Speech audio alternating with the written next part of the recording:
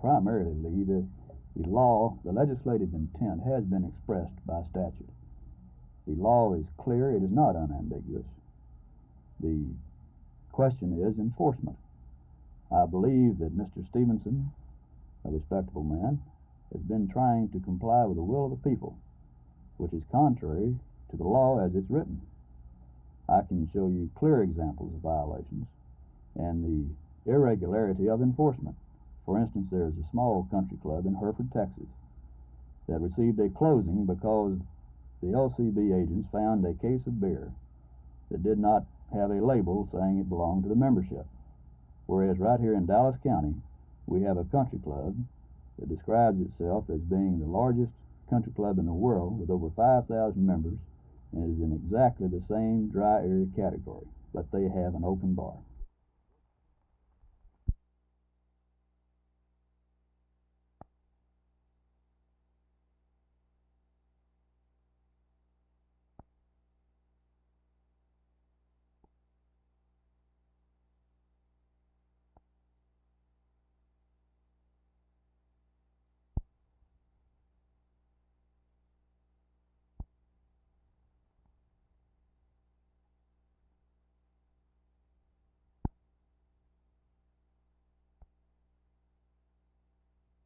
Where the only place that I know of in Dallas County that must now take our garbage down to the curb, and I think it's very, very unsightly.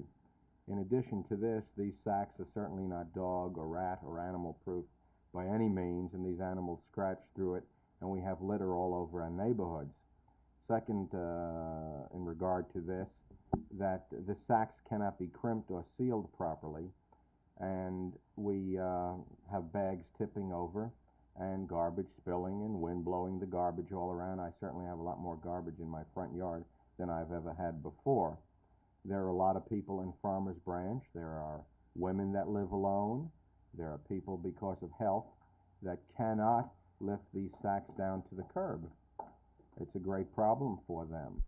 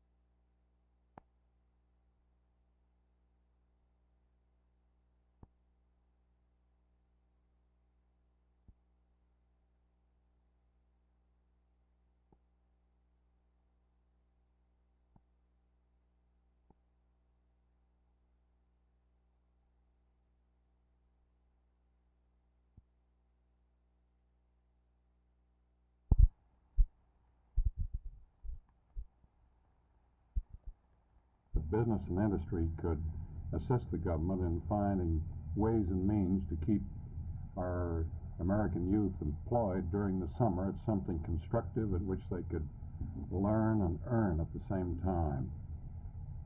Happily, we believe that there are going to be some funds involved in the program that's set out from the government, which will enable us to hire a full-time coordinator here between those agencies of government and business that will cooperate in finding opportunities for young people.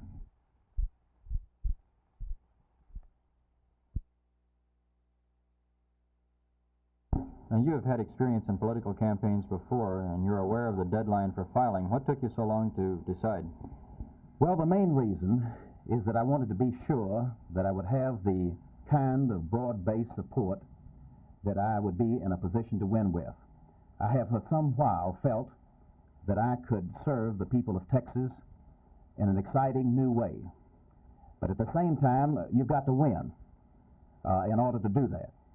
And so I've gone about the state, I've taken my time, I've talked to people, and I have just convinced myself that I have the kind of support now that I can win with. Up to this point, I waited because there were some lingering doubts, to be frank.